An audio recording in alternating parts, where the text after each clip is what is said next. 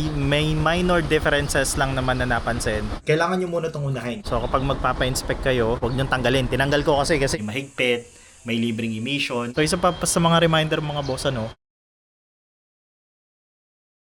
ngayon sa video na to mga lods, ang gagawin natin is mag-renew tayo kay YTX. So sa mga beginner at gustong malaman kung paano ko i-renew si YTX, para sa inyo tong video na to. Gagawin natin ang mga kailangan natin. May kita nyo naman sa LTMS portal kung ano yung mga kailangan. Ang kailangan natin, certificate of registration, tsaka official receipt. Tapos nun, kailangan din natin ng certificate of cover or insurance cover. Tapos nun, kailangan natin ng motor vehicle inspection report, MVIR. Pagkatapos nun, kailangan din natin ng Certificate of Emission Compliance. Then, yung TIN number natin. Yun. So, unahin muna natin yung una kong sinabing requirements. Ang una nating requirements is yung photocopy of registration. Ano ba yung photocopy of registration? Blur ko lang mga lods for privacy concerns. Ganito nyo.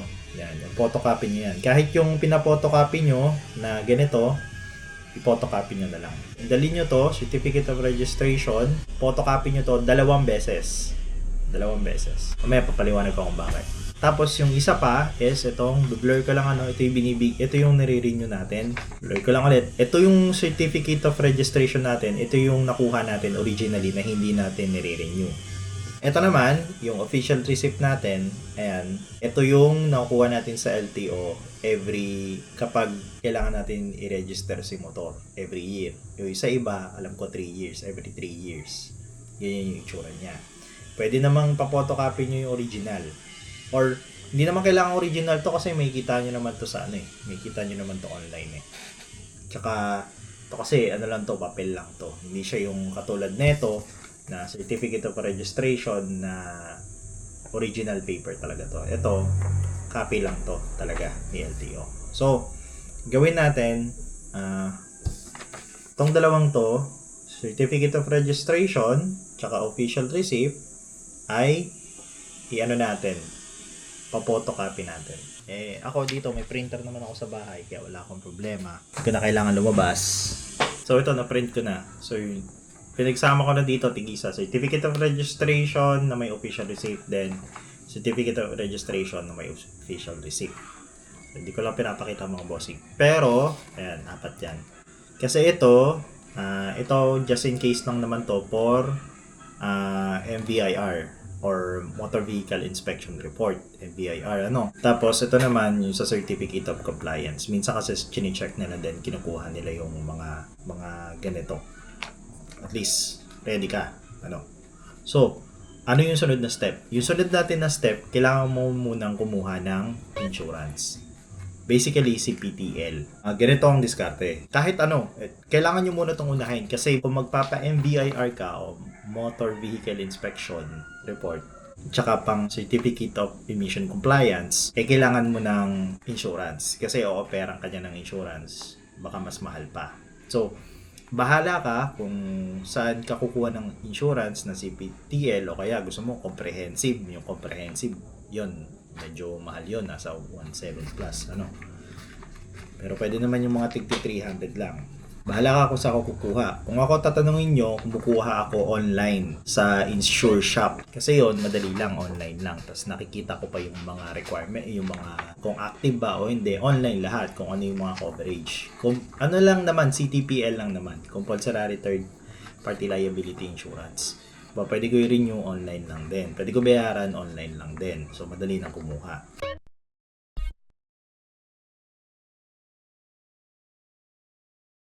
Tapos, ayun, kukulin lang naman nila kung anong year model, series, engine number, chassis number. Pag alam ko, pag first time ka magre-register, pati picture ng vehicle mo na walang sira, kailangan mo ipakita. Ayun, magsisend ka sa kanila. Kayo, bahala kayo kung saan kayo kukuha. Basta si CTPL. Kasi ako, online, para hindi na ako mahirapan. Para madali din mag-renew. Then, ano pa next?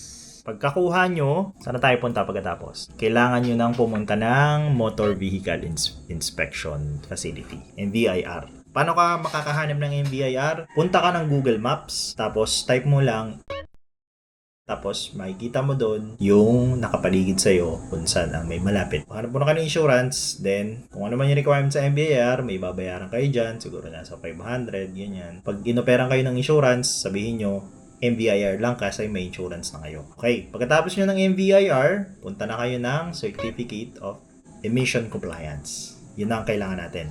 Punta na kayo ng nag-i-emission, yung nagtetest ng ng tambutso.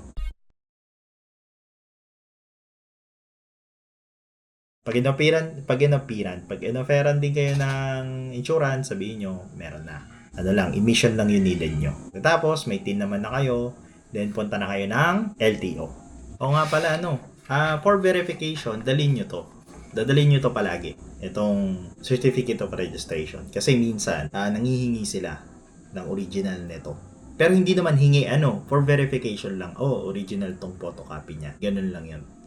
So, as long as possible, dalhin niyo yung original para for verification. Pero wag niyo ibibigay kasi isa lang ang kopya na ito. So ngayon punta tayo ng PMVIC para magpa-inspect.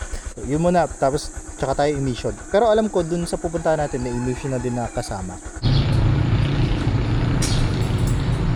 So, in-inspect na yun sa atin. May minor differences lang naman na napansin na kailangan ibalik. Katulad na ito, yung park light natin. Ayan. So, basically, yung park light ko naka-off kanina. Ngayon, in-on ko na. So, kapag magpapa-inspect kayo, wag nyo i-off. Wag nyo tanggalin. Tinanggal ko kasi na siya 55 watts eh. So, wag nyo palang tanggalin yung ganun. Tapos, check nyo din yung ilaw na ito. Pero okay naman na kasi yung nahihila, naalala nyo yung nahihila sa atin dati. So yun, yung dito sa part na to. So yun lang naman. Pero okay na.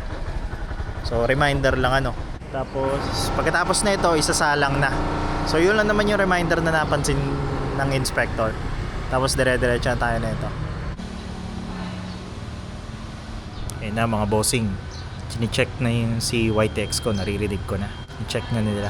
Napaandar na si YTX. So isa pa sa mga reminder mga boss yung MDL nyo, huwag nyo lalagyan ng flasher.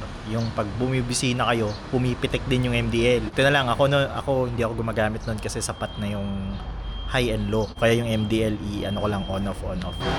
Pero hindi naman ako naggaganon na flasher talaga. Hindi ko ugali yun. So huwag nyo lagyan ng flasher yung yung MDL nyo. Tapos ang balak ko nito, i-connect ko online para pwede na akong magpa-renew online. Hindi ko alam kung paano. Mamaya tatanong ko kung yung data ng motor ko pwedeng ipasok doon sa LTO para pag magre-renew ako, dito, online na lang. So sana masolusyonan ko to. Pero pag hindi naman, edi personal na lang.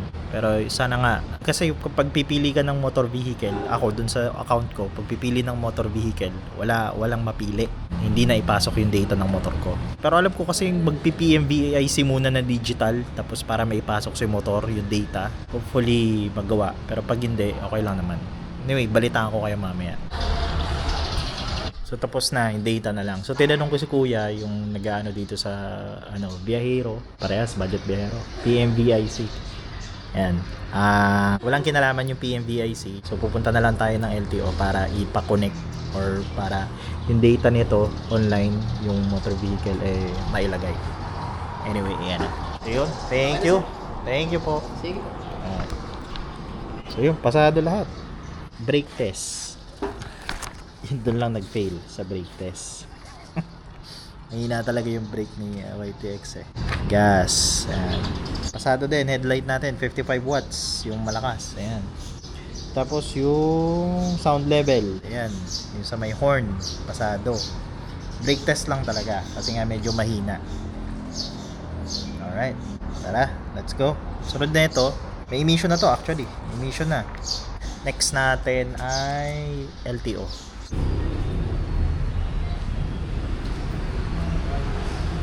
Alright, katatapos lang.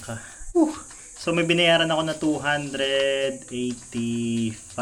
Tama, 285 sa LTO. So 285 siya, tapos Nagtataka ko, yung certificate of validation, hindi na nila kinuha. Yan, yun sa insurance. Diba, certificate of coverage, tapos kailangan pa ng certificate of validation. Bagong process ng LTO. Doon sa iba, hindi nila kinuha. So, yun. Pero kunin nyo pa rin yung ganito.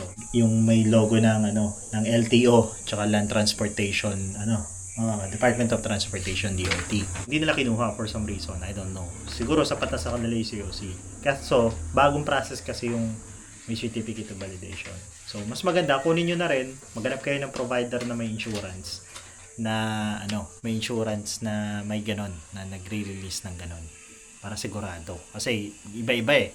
May mahigpit, may libreng emission. Naalala ko sa Bustos may libreng emission. Dito naman, wala akong nakitang libreng emission, pero konti lang yung tao kasi iba lang naman. So, naghintay ako siguro, nag-process ako doon mga 1.5 oras. Ayan. Or less than. Okay naman, malamig lang din. Tapos, yan. Binigyan na nila ako ng ganito. Blurred ko lang mga lods, ng ating OR. Next year ulit. Yan, next April ulit. Yan, OR. Yan, blurred ko lang mga lods, Yan. So, sa Xerox ito, then, another na naman. Xerox, ilalagay na naman natin sa, sa wallet. So, yun. So, yun ang ating renewal. Sana may natutunan kayo and may mga tips ako na ibigay sa inyo. Next year ulit, renewal.